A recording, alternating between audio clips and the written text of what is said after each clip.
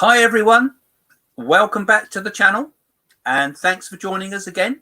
We got a good topic tonight, secrets of the spirit world, and our topic has been selected by one of our patrons from the patron community.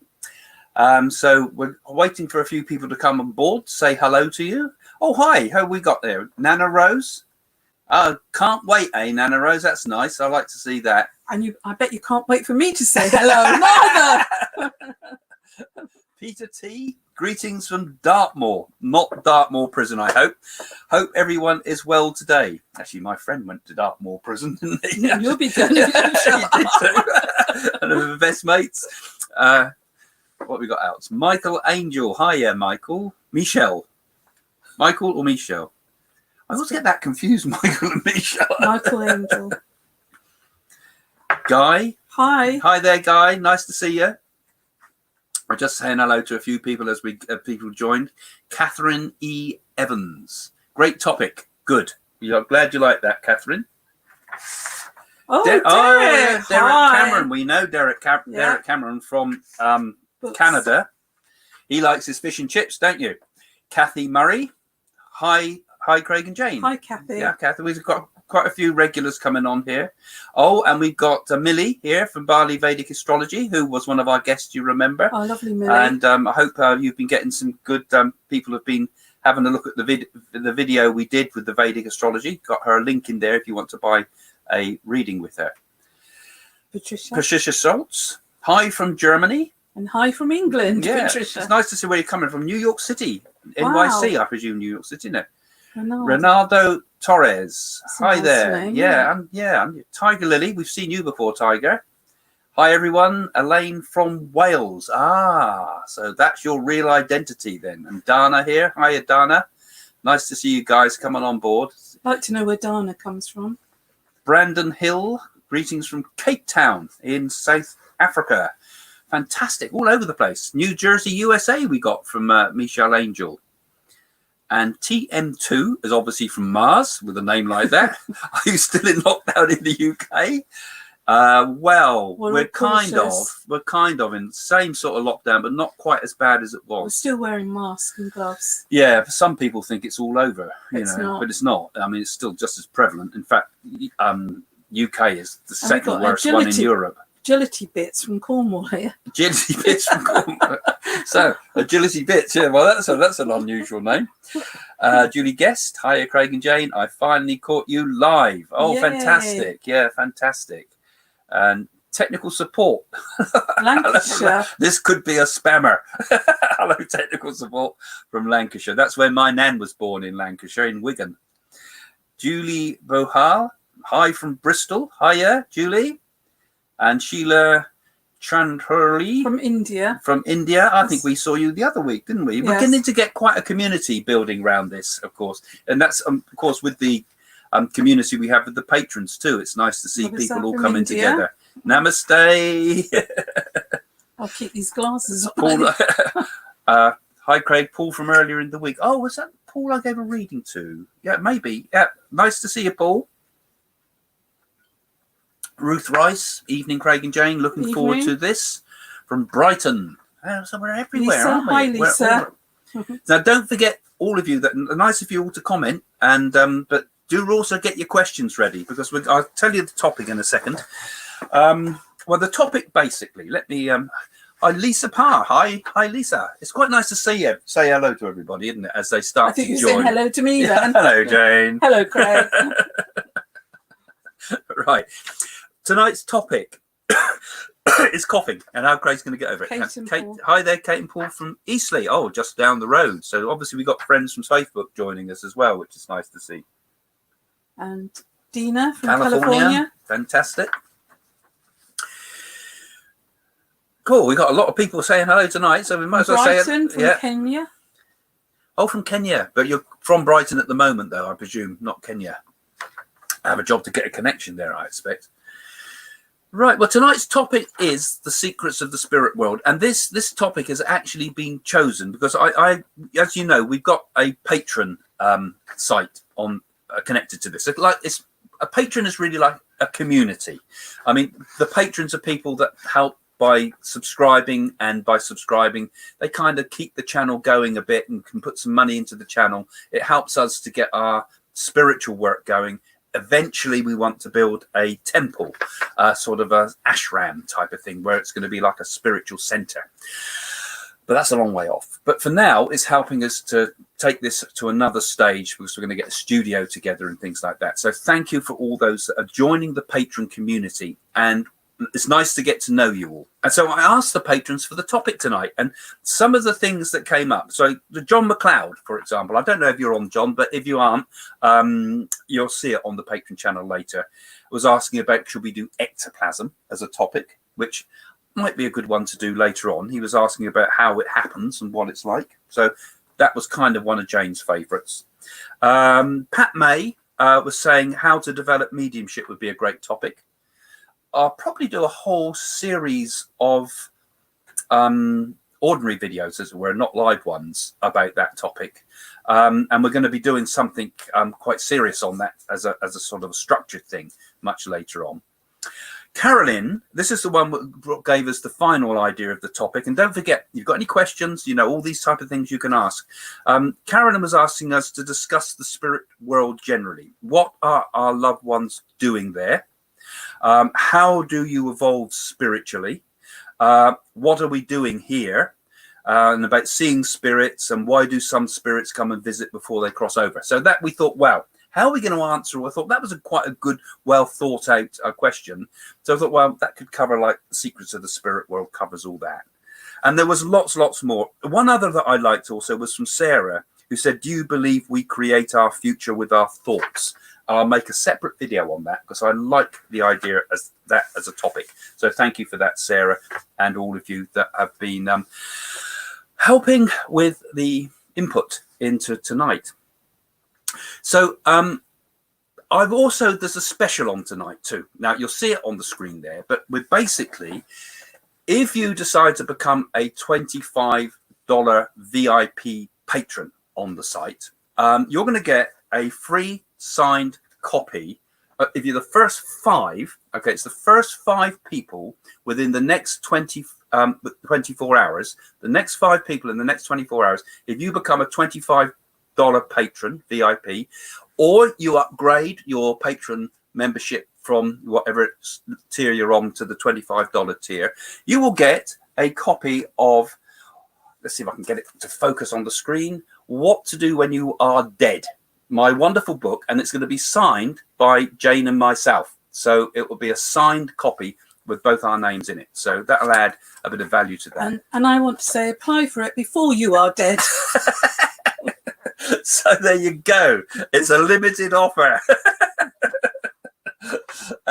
So the first 5, if the first 5 people in the next 24 hours that decide to become a $25 patron. Now that sounds a bit of a harsh sell, but remember also that the work we do does support our charitable work as well. And that's, so what we're doing tonight helps the bigger picture. It's not for us personally. So do we have a first question? Because the afterlife and what it's like. Don't forget, put your questions in. I might sort of kick off with one of these ones that Carolyn said. She said, how do you evolve spiritually? I think that's quite an interesting part of the same sort of topic when she sort of talked about the general idea. Because, you know, when we go to the spirit world, is that the sort of the final destination, as it were? You know, we evolve in this life physically, but perhaps we also evolve spiritually, mentally. Yeah. And is the spirit world, I would question, part of that evolution of consciousness, that evolution of ourself? Because I don't know how you guys feel about this, but a lot of spiritualists say that when you go to the spirit world, that's it. You know, you continue to evolve, the continual progress of the human soul they talk about in their principles. So that you go from this earth into the spirit world and you keep evolving in the spirit world. But then others say that the spirit evolves because we go into the spirit world and then we come back to this world again to continue our evolution in another incarnation. So What do you think? Do you think we evolve spiritually continually in the next spirit world and we don't have to come back to Earth again? Or do we keep bouncing back and forth between the two worlds until we eventually awaken? So don't forget to put your comments now in questions. And also, if you're watching this after it's gone live, put your comments below. Oh. So, Pat May, can one of your ancestors be your spirit guide? It's possible, very possible. It depends what you do on the earth plane, and if you got a mission, one could say, to help others, and perhaps an ancestor is guiding you. I call them doorkeepers myself, and helping you progress and help others on the earth plane.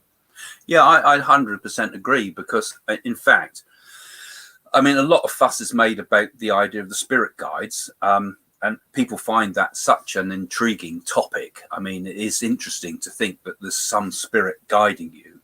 And we all have, like Jane called them, a doorkeeper.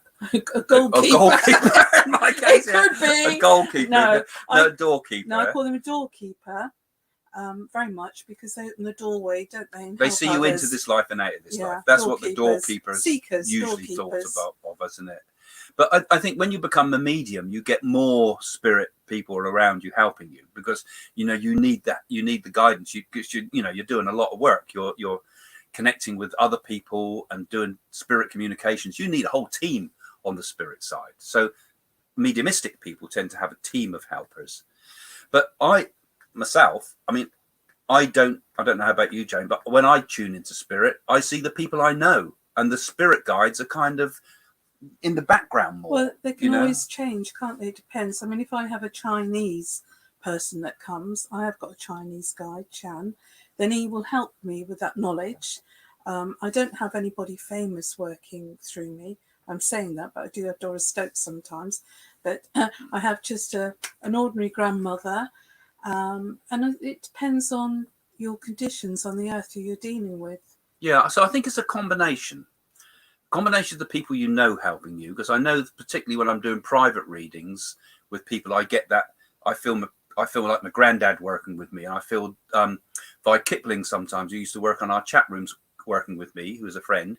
And then particularly when we're on the platform or on the theatre stage, very strong feelings then of the spirit guides with you, and you're not 100% conscious of it, but if you're being funny or something and you're making jokes, I find, I've got, for example, a clown that works with me on the spirit side, which sounds crazy, but he finds all the funny stories about false teeth and things like that, which sounds completely bonkers, I think, if I was sort of a person looking at this who didn't believe in these things. But we attract all sorts of interesting people that help us with specific areas of our work. Well, I know when I was 18, I was told by another medium that I had a witch doctor that used to tell fortunes and thrown bones. That's really an old way of telling fortunes. And I suppose he left me when I was in my 30s. Yeah, it changes. It does change. And I think things do change. And also you feel the connection with people you've connected with on a very high spiritual level here on Earth. Like, the Sai Baba, for example, was another guide, I would say. And also, for me, the rishis from the Nadis. I mean, I feel the presence of them very, very much. And the Nadis said that they would work with me. Yeah. And so they're people from 10,000 years ago. And I actually saw a transformation go over my face when I was looking in the mirror once, and I had white lines like a rishi. Yeah. Yeah, so our spirits will blend with these higher spirits sometimes. It doesn't mean we're the higher spirit, but we get the influence of it, Yeah. So TM2, who obviously comes from Mars, because we know about that because we said that about earlier. So do spirits start to go into a new life here on Earth or some other place in the cosmos? And if so, how do you know if their soul has gone into the other life? Sorry if the question is a bit unclear. I think what you're saying there is, where's the spirit world, aren't you? Some other cosmos? Is the spirit world on another plane of existence, sort of like a multiverse? Is that the sort of thing you're saying there? Well, it's vast, isn't it? The universe is vast, and nobody's really saying what planet or anything they're on. So take it, it's a high energy and consciousness. That's where they all go. and to know if their soul is into another life. So how do we know that the person hasn't reincarnated? I think you're saying, because I spoke earlier, didn't I, about the idea that we go between this world and the next and bounce back between the two. And I know a lot of people worry that, because a lot of the Indian sisters I've had have said, "Oh, I hope my mother hasn't reincarnated yet. I hope to be with her in the next life." So I think we have a group soul. And I don't think we reincarnate again until all the members of that group soul have re-met on the spirit side. And then a decision is made to come back, perhaps together as groups, perhaps this time in different roles. Yeah. Yeah. I mean, sometimes a spirit person might work through a doctor, heart surgeon, or perhaps a painter and that. So they've still got the, if you like, personalities and that. So they're on a higher consciousness and they come back to help us. And I know that when people pass over, and say if they had cancer or anything like that, they go to a spirit hospital, but it's not like a material hospital that we've got in the material world with oxygen and that. It's like a healing hospital. Yeah, that's on the transition, isn't it? But when you come back, I think we come back the same person, but in a different form. Different body. So, we might be in a male or female form, for example, or we might be a monkey. So my mother might be my child next time, and I'll give her a hard time, or whatever. We might change and reverse roles. We might even not be in the same family, but we come together through a different Chinese believe that people can reincarnate as animals. Yeah, and also, but I don't, and so do many others. I mean, the ancient Greeks.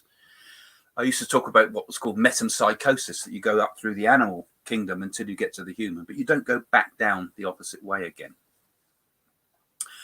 Spiritual butterfly. Are you more spiritually sensitive after a near-death experience? Yes, some people are. Some people are. It changes their perceptions, because after a near-death experience, they know that there's something there and they're not quite sure. And it's like with all this virus that's been going around, that people have come back that thought they were nearly going to die, haven't they? Yeah. And it's changed them, that the material world really doesn't matter, that life's more precious, and why are we here? And it gives meaning, like love, compassion, and changing things. When I used to write for the newspapers, I used to write spiritual columns and things and features for the newspapers like the Daily Mail and the People and Mirror and things. I remember doing some interviews with people that had near-death experiences who believed that afterwards that had triggered their psychic abilities, that they became psychic after a near-death experience. And I don't see why that couldn't be the case, because, first of all, it's real, because a lot of the time when you're a medium, you don't even believe it yourself. You think, how did I know that? How did I know that? Because you're getting it through the broken mirror of your unconscious mind. You're seeing bits and pieces. But when you've been there and you've seen it in its full reality, the sheer faith in what you've seen helps you to believe in what you're getting. So must increase your intuition and your clairvoyant skills. Would you say? Yeah, I would. And you mustn't be frightened of anything neither when you have these experiences, because don't have fear negative energy. I mean, sometimes people, when they come out of their body and have a near-death experience, they think they're going to die. It's not always the case. Well, yeah, they're on the point, aren't they? They're ready to go. But they come back, not their time. So you get a second chance. Did you get a second chance, Greg? Yeah. So Kathy here saying, could the spirit world just be another step forward from this one into another? We don't actually evolve into heaven itself, or do we? Okay. I think you're saying, is heaven or the spirit world the final destination again, isn't it? Like I was talking about before. Well, I believe, and you see, a lot of this is based on belief, isn't it? But there's also a lot of similar thoughts in lots of different cultures around the world that seem to have very similar ideas. In India, they talk about the lokas, the different levels of existence, one of which we communicate as mediums with, which is the first level of the spirit plane. But then there are other planes beyond that, which you could call the planes of the gods, because we are evolving from an animal type form here on Earth into a spiritual form in the spirit world, and we bounce back in between this world and the next world. But then I think we move from the spirit world to the higher planes again, and we will evolve towards a more godlike state. Godhead. And eventually, perhaps, into a final state of merger again, where the sense of I and the sense of self no longer becomes important. Or the ego. The ego itself, and it just merges back into the one. But as a fully conscious thing, whereas spiritualism says eternal progress for the human soul, which would suggest that there is no final end to it, that it goes on and on. And I don't think we can really answer that question until we get there. You know, only through experience will we know that. And no matter what anybody says, you know, it's only our own experience that can be the final truth to us. That's sad, isn't it? Hi, Ruth, again a patron. I have lost 3 sisters over the past 18 months. Did they greet each other and they are learning in spirit? I'm sure they did meet each other because the connection's there.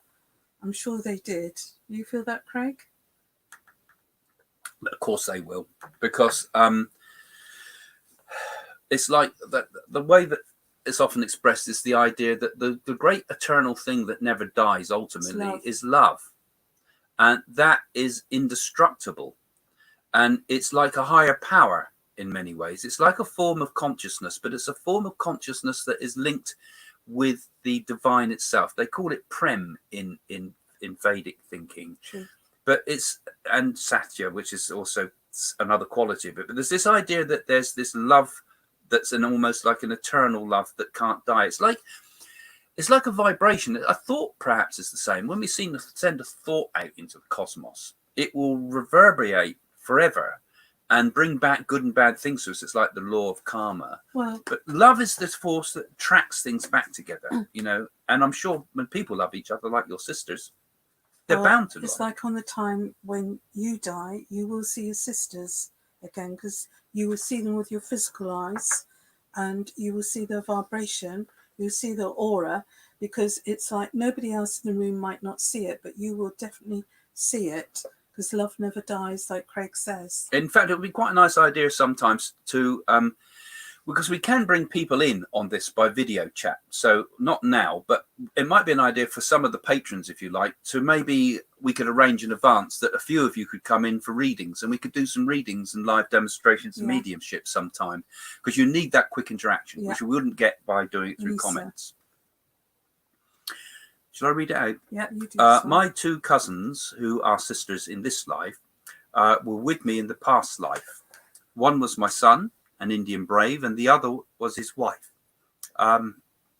X definitely believes we reincarnated in the same group. X. Oh, yeah, okay, no. Well, there again, you've got to have proof, haven't you? Yeah, you see, there's always the difficulty of knowing what is true and what is not. So I can't comment on that, whether it's true or not. But then, and belief is a dangerous thing sometimes, because you know it's not substantiated by facts.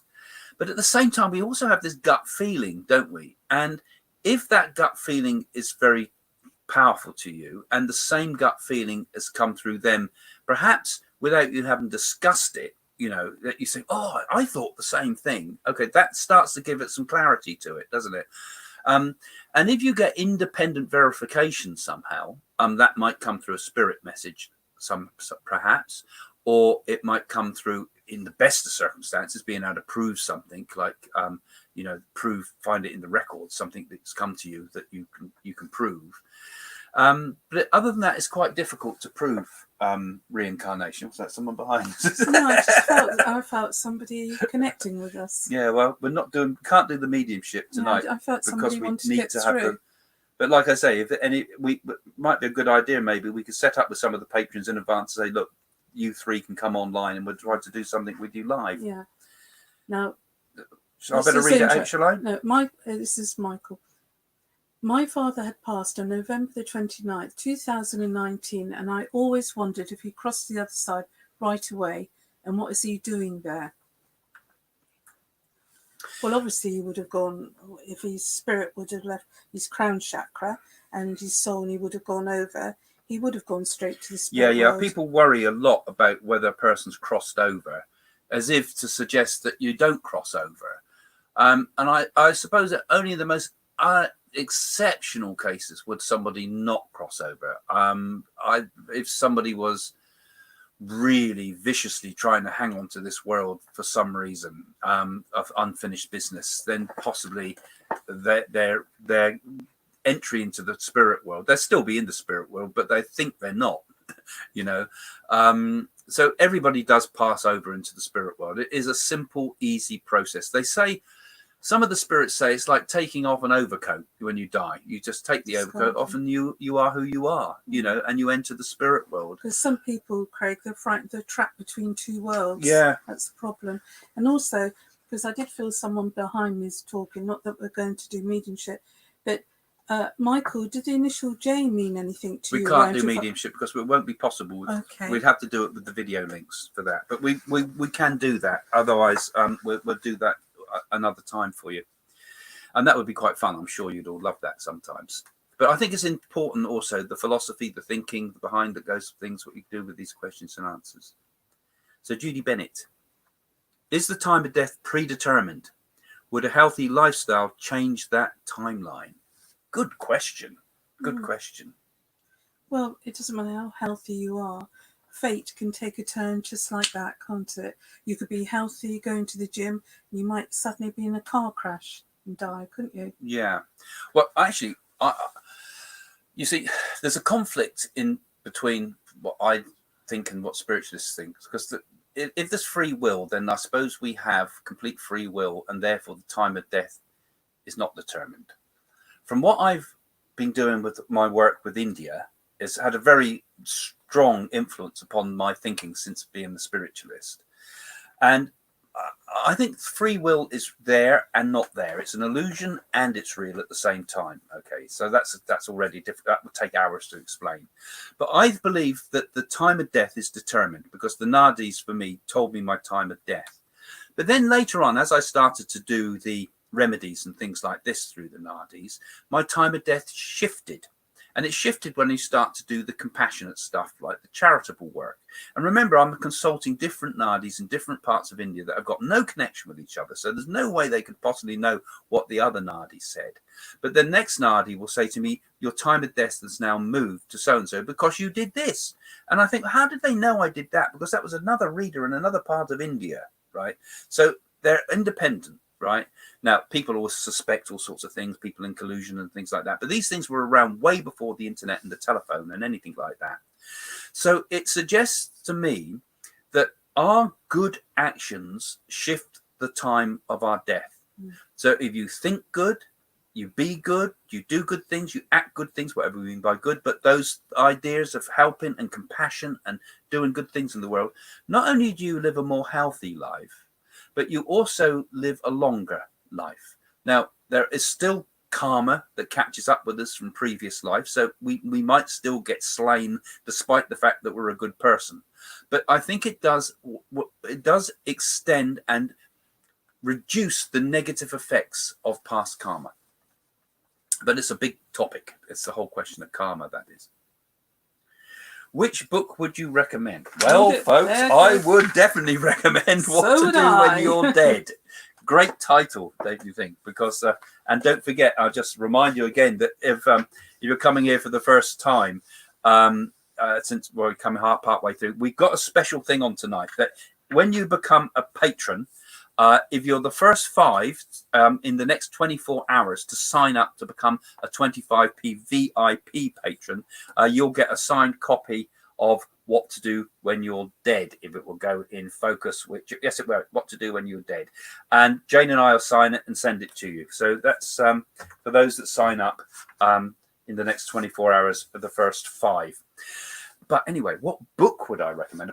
Obviously, I'm joking. My book is good. I think you'd enjoy it. Seriously. But what would you say some of the best books to read? I mean, Doris Stokes' books are good. And Linda Dearsley has just recently written a new book. She was the ghostwriter, as it were, for Doris Stokes. She's just written a new book that should just come out. So go and have a look for that. If you look, you can find it on Amazon and places. We're going to have Linda on as a guest later. So all the Doris Stokes books are really good, simple, easy introduction to the whole idea of life after death. Would you say that? And Moody, Dr. Moody. Raymond Moody's books are good if you want to take a scientific approach to it. Very good with things like near-death experiences, and all those books on the near-death experiences.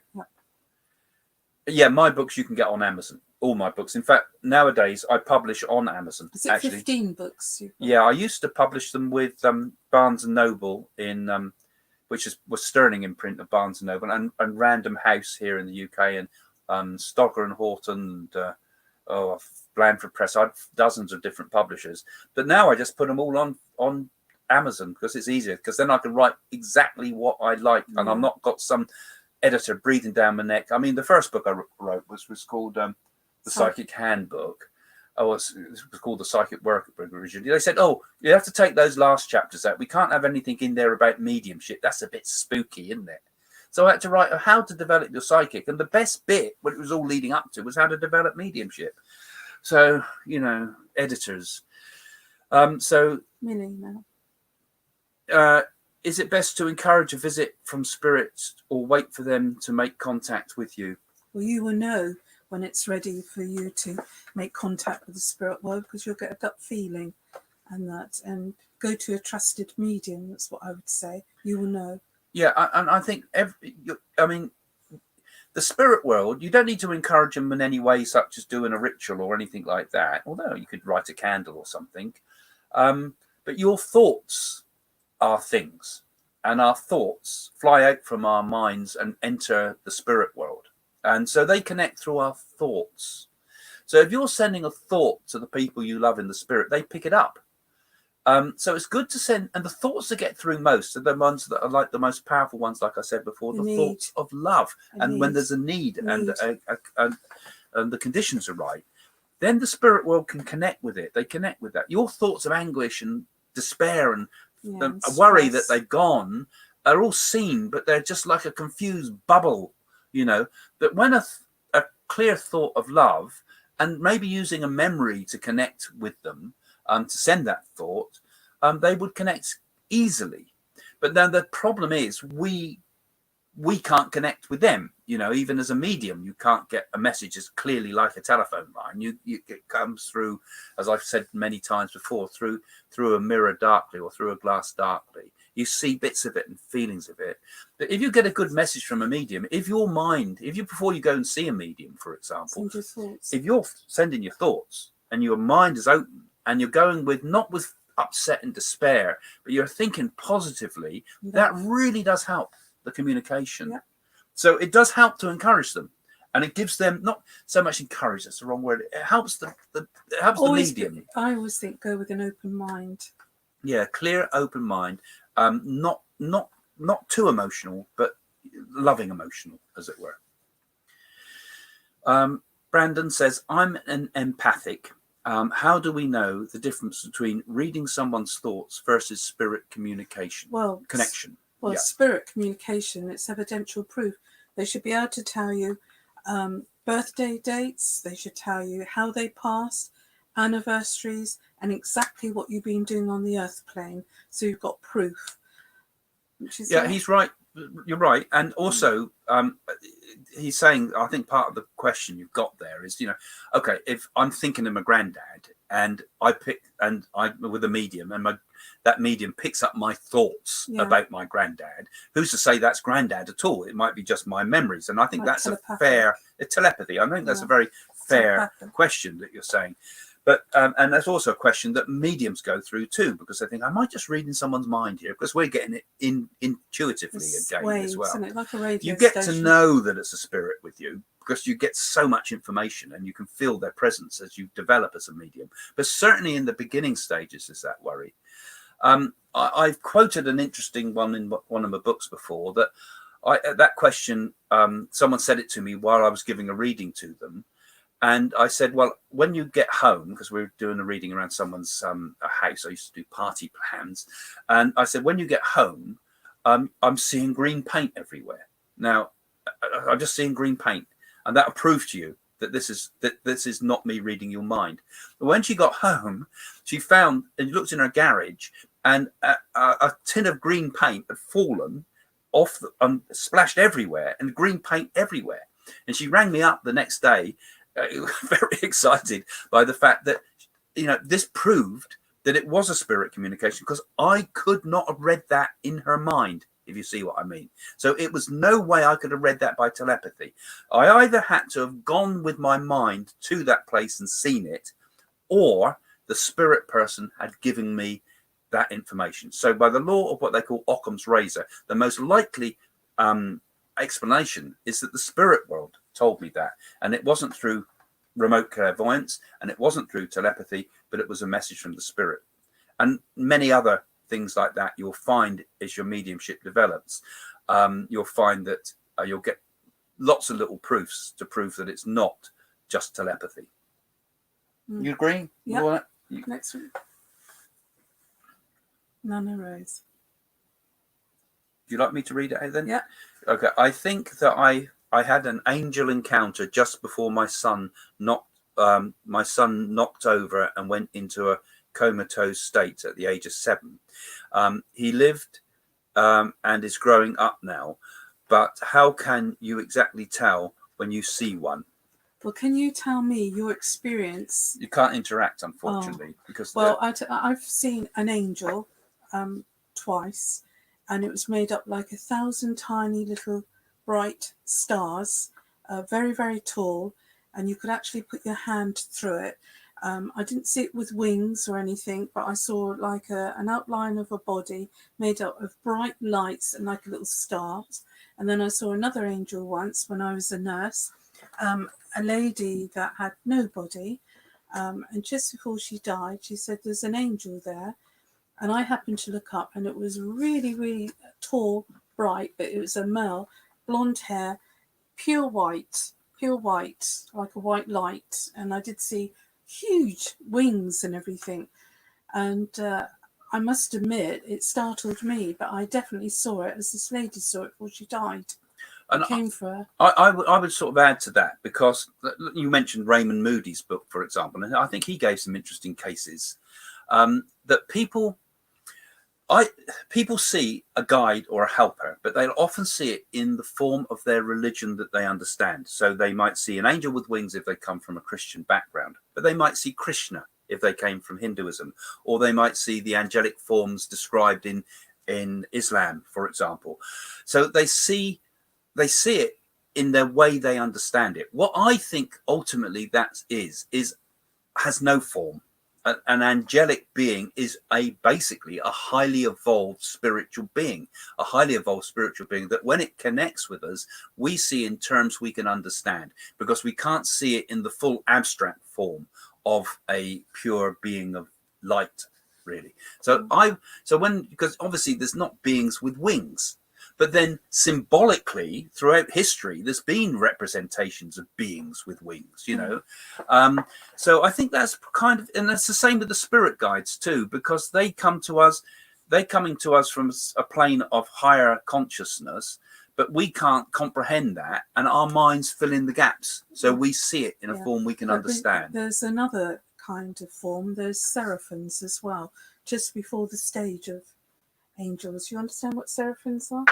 Well, there's the hierarchy of angels, but you see, this is a stuff that's all come from Catholicism, which frankly I'm not really convinced by.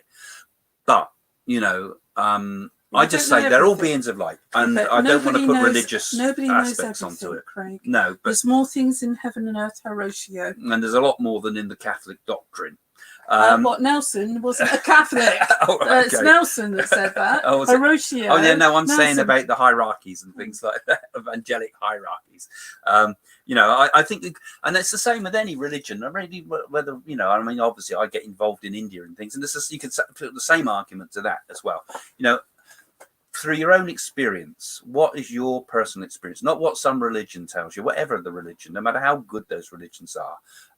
You've got to trust your own personal experience and how you see things. But I think there is also an element of our way we understand the world and the way we comprehend it. And we do tend to humanize the gods, as it were. We humanize things we don't understand.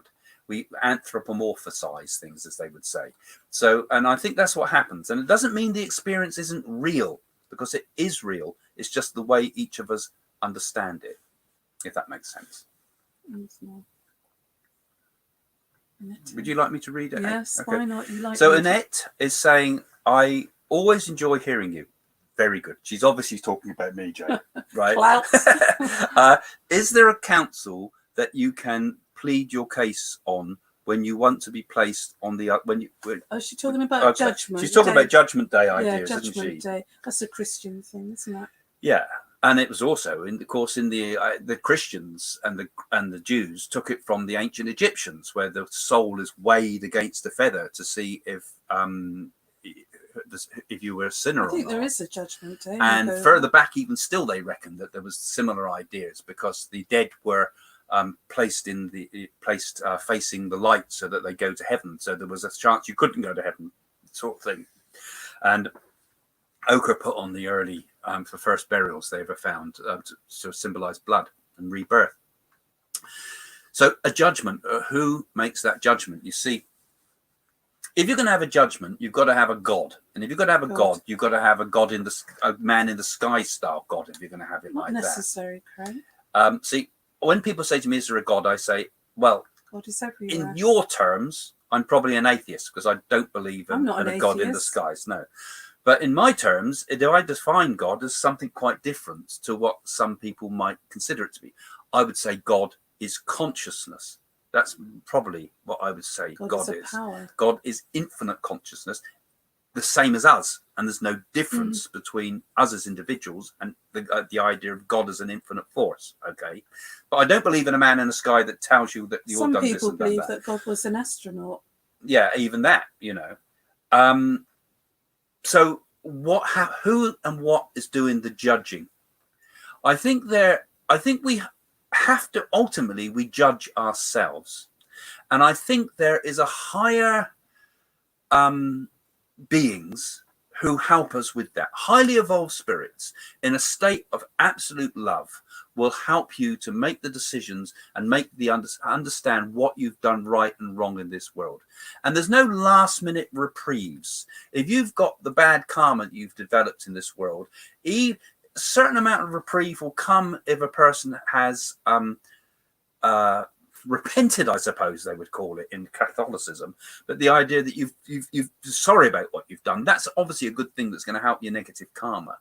But when you go into the spirit world, it's yourself ultimately that's making the judgment. It's yourself that decides when you're going to reincarnate again.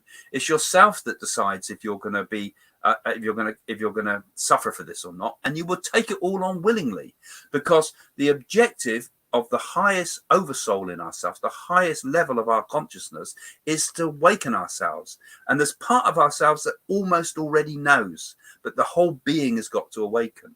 So it means that we've got to we judge ourselves basically with the guidance of another higher being, which I think people would interpret as a man upstairs God sort of image. But I would always question, what do we mean by God? When people say, do you believe in God? I always have to argue, what do we mean by that very powerful word? So, it's something you don't have to believe in. It's something you can directly experience. So there's some food for thought. What are your thoughts on reincarnation? Yeah. Go on then, Jenny. I've been talking a long time. Yeah. I believe in reincarnation because sometimes, you go to places or you meet people and you swear that you've known them in a past life and you know exactly what words are going to come out through their mouths. And sometimes, you could be in a different country and you have the sense that you were there in a past life and very knowing. And I don't I don't think it really matters how many times you reincarnate, long as you're a good person on God's earth. And I feel that if you reincarnate and you come back, you learn your lessons.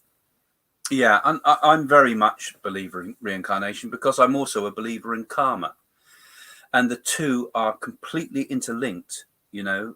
As you sow, so you reap. So, and this is, you know, this question of free will again comes into it as well, because maybe we have no free will about what we do anyway.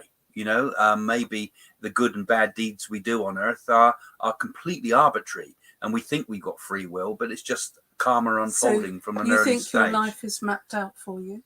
That's one way of saying it. But I actually do feel that we do have a sense of free will, and reincarnation happens until our free will is strong enough, as it were, to actually want divine knowledge. Well, I think a lot of people... Then we don't reincarnate again. I think people reincarnate. You might have somebody that's suffered an awful lot, you might say lessons, and they come back, reincarnate, and they make it stronger. You come out a stronger person. Yeah. The only danger with the reincarnation theory, Atlantis. It's a theory, I suppose, is that, you know, if you saw someone who was disabled, you would say, well, you could say, well, that person deserved that because they were obviously bad in a past life. You see, this is when it starts to get into dodgy moral ground. And because a person is rich, you might think, well, they must have been good in a past life. So I think what happens is reincarnation is that actually it's perfectly honed for each of what we perfectly need. It's not a punishment, and I think that's where people make the mistake. It's not a punishment. It's we're living the perfect life for us that we need now. So if you're born poor, it might be that in previous incarnations you may have been rich, or you weren't also poor, but you've just realized that the spirit and is more important than family things, for example, are more important than the material things. So that becomes your wealth. And similarly, even if you're challenged and are disabled, that can create a very powerful person. It can, because you're challenged so much that you become greater person. I like this, man. Because it's in adversity that we become stronger, and that's perhaps part of that idea that it's not punishment. No. All right, so the full Monty. Yes, I've always worry about when that one comes up, because in case you put one of the wrong sort of pictures up. No, you won't. You won't. Jane is definitely an angel of a higher hierarchy. There's the man that knows. Craig is a great Yogi Bear. Yabba yabba too. Yeah, I think it's probably right too, actually, Ranger. Yeah, thank you. That's fine. All the funny comments. Yeah. Jellystone Park. Patricia from Schultz from Germany, I remember. How do we know how evolved we are right now? We don't. Do we? We don't. Really, you know. I mean, all this, what's happening around the world now, it makes you stop and think, doesn't it? Everybody likes to think they're a highly evolved soul, don't they? But it might be my first time here, you know. It might be your first time here, you know. How evolved are we? I suppose I know that I'm more evolved than the consciousness of an ant, right? I have more thinking capacity than the consciousness of an ant. You might not. So therefore, I must have been here a bit longer than an ant. So, and I compare something. So it's a question, I suppose, of comparing yourself with other people, because I look at some people and I think you seem to be walking through this world completely asleep. And I look at other people and I think you seem to be awake and not awake. And then I look at myself and sometimes I'm fully awake, and then sometimes I've fallen off into some somnambulist state where I'm going in some routine and a dreamer. Yeah, a dreamer. So we are all moving through different levels all the time, which makes me think that part of me is highly evolved and part of me isn't highly evolved. And it must be the same for all of us. We must be on a kind of multiple levels, I think. And to say one person is more highly evolved than another is often wrong. I mean, I've seen people who are gurus who I think, well, they're not gurus. They're just clever. You know, they're not spiritually awake. They're intellectuals. I mean, Rajneesh was like that. I felt, Osho. I couldn't get on with that guy. I mean, you probably saw the stuff on Netflix. I mean, that was a very, very clever, brilliant man, but not a spiritually awake man. That'll upset a few people. But that can often apply to so many type of people that we put up as heroes who are not. So I think the most evolved souls are the kindest. Avatars. Yeah, or avatars. Yeah, but of course we get that in Indian teach, but it's the kindest people are the most evolved. Yeah. Not the most clever. What about ghost? What about them? Right. How do they relate to the idea of the topic we're talking tonight, which is the secrets of the spirit world? Yeah, I don't think it's got anything to do with it. Well, there's two sort of aspects to it, well, isn't there? It's the residue they leave behind. That's what people are interested in. Yeah, I mean, Vi Kipling, who I liked, who worked with me a lot, always would say that there's two things that people get muddled up with. There's ghosts and the spirits. So spirits are in the spirit world. They're awakened souls, as it were. They live in the spirit world.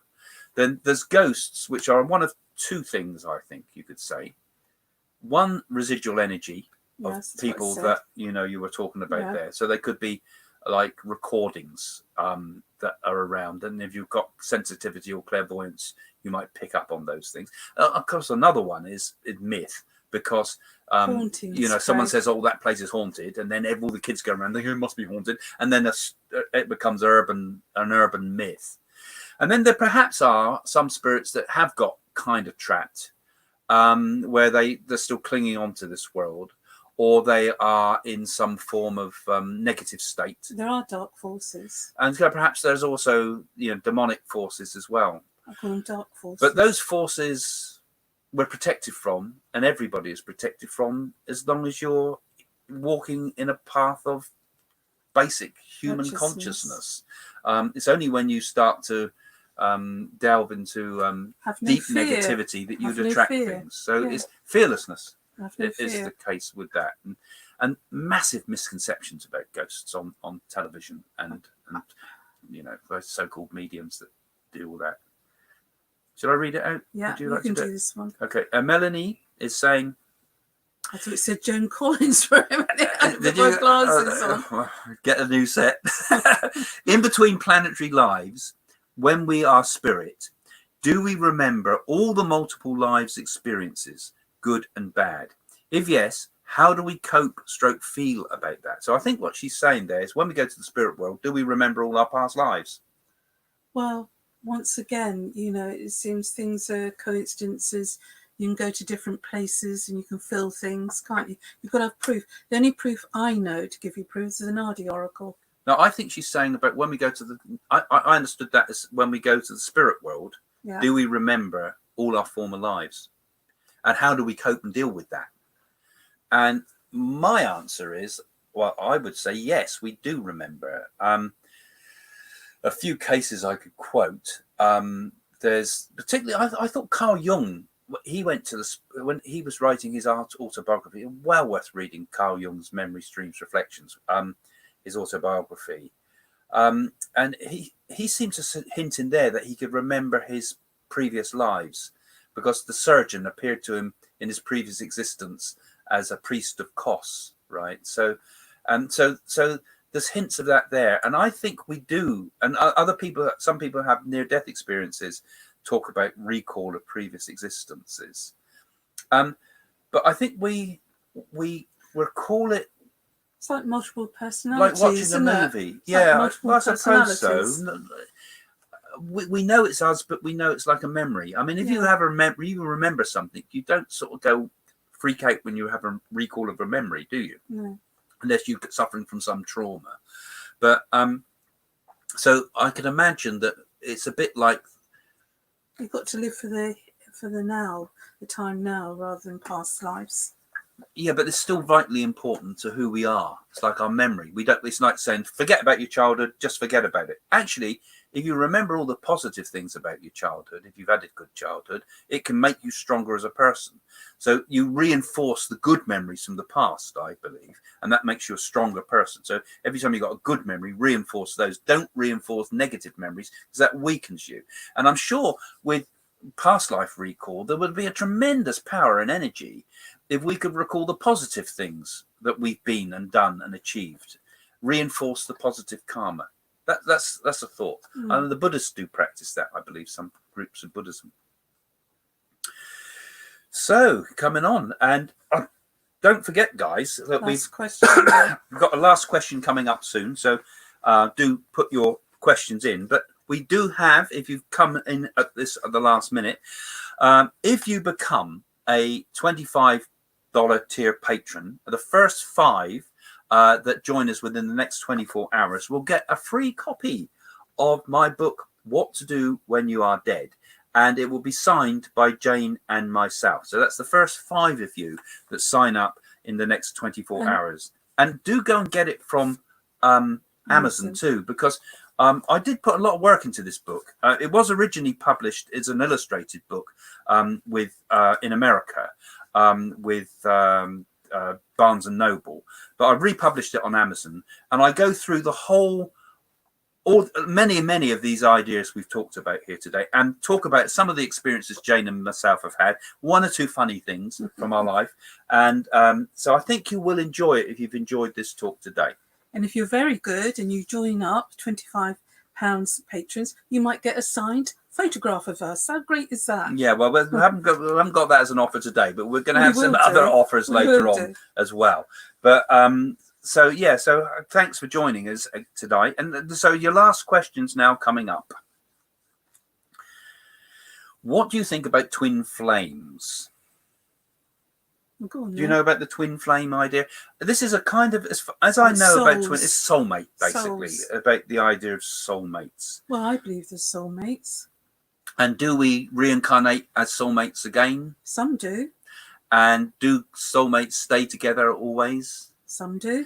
Are they the same spirit split into 2, or are they 2 separate spirits? Well, I think everybody is as one, aren't they? You've got to be 2 separate entities, haven't you? Yeah, I think one of the ideas with twin flames, I haven't read much about it, but I think they think that, they're the same flame of the same wick, as it were, so that they're the one soul in two parts, and that they're one.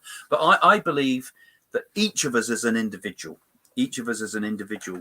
But each that individually, if you look individuality, if you look behind it, if you look to the consciousness behind that individual, it's all the same. It's all the same consciousness. We're like a spark of light floating in an infinite sea of light that goes in all directions. Put your spark over it then. So that's how I would answer that. I'm a cool girl. What is the tunnel? What people see going down the tunnel of light. Near-death experience. What is it? Well, some will argue that it's part of the brain that's dying brain, and that you go through like this light tunnel.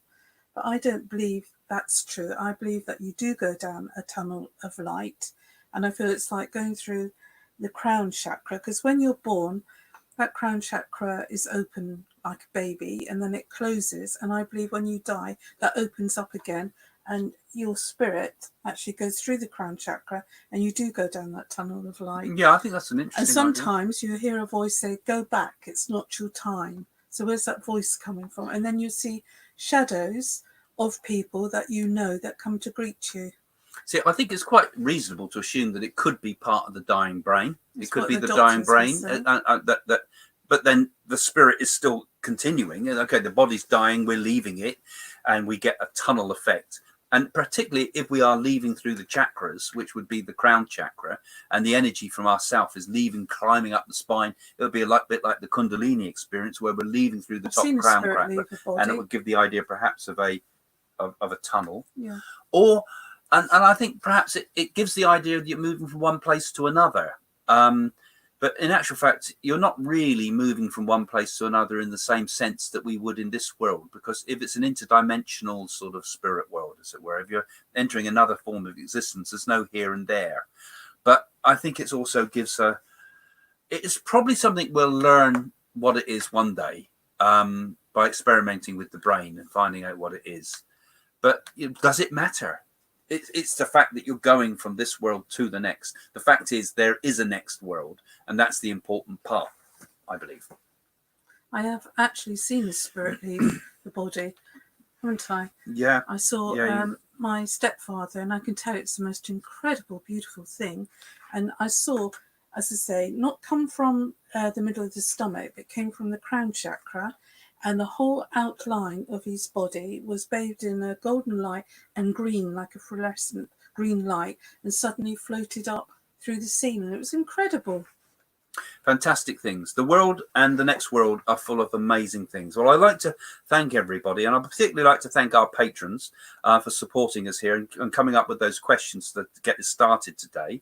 And if you'd like to become a patron, you don't have to become necessarily a $25 patron, because there's $3 patrons too. But if you become a patron, you'll get some back of the extras, like seeing some extra videos that we put up that we don't put on the main channel. You'll see some of the banter between me and Jane going on recently. I'm putting up there. I'm going to be putting a lot more of those up there. And also the more important thing is it's helping to support the channel, helping to support what we're doing. It's helping us to build a sort of behind the scenes community, and also eventually to have our own community in the real world. So we've got big plans that we hope to do, but the patrons is the start of it. And also don't forget, we do have the $25 thing going at the moment, where you can get a copy of my book, What to Do When You're Dead, which never goes in focus if I hold it to my, there we go. And you get a copy of that signed by Jane and myself. And it covers all these topics we've been talking about tonight and many more, including things about what hell's like, and what is the astral body, what is this causal planes, and funny stories and heartbreaking stories of things that have happened with the people that come to see Jane and myself. So there's lots there. So thank you guys for being patrons. And if you're new to this channel, it's the first time you come, don't forget, if you follow us, you'll get updates every week, and you'll get all sorts of notifications when these live ones come out, and the regular ones that I do every Friday at 4:30. So lots there for you. So thanks, guys. Yeah, thank you, everybody. Yeah, thanks for all these nice comments. Yeah. We rarely get Vicky. any negatives from people, so it's good. We don't get many spammers and things. We've been very lucky, and trolls. We seem to be attracting some nice people. I seem to feel your energies. Thank you, guys. Thank you, Catherine. Very kind of you to be such nice messages that you put. I got sugar that pours out of me. Oh, lucky you. Lucky you. Oh, thank you. Thanks, Deanne. guys. Yeah, it's nice of you to be so supportive of this people. channel. Yeah. Hi, Millie. And thank you, Millie, helping us before. And also, we're looking for more guests as well. We've got a few lined up. Bye, It takes a bit of time to organise it. Larry. But if any of you want to become a guest on this show for some of the live chats, and you've got something interesting, and we will be having celebrities later. Have you had a near-death experience? We'd like to talk to somebody who's had that, for example. Or if you've had anything unusual happen that would be interesting to share with us. Strange coincidences would be another good one to do. Things like that. Unusual topics. Even UFOs. We'll see how we go. Okay, guys. Thank you ever so much for joining us tonight. And thanks for being part of this. And thanks for sharing with us all your thoughts, your feelings, and your nice comments. Okay, we'll see you soon then, everyone. Love from the heart. Bye for now. Bye. See you next time.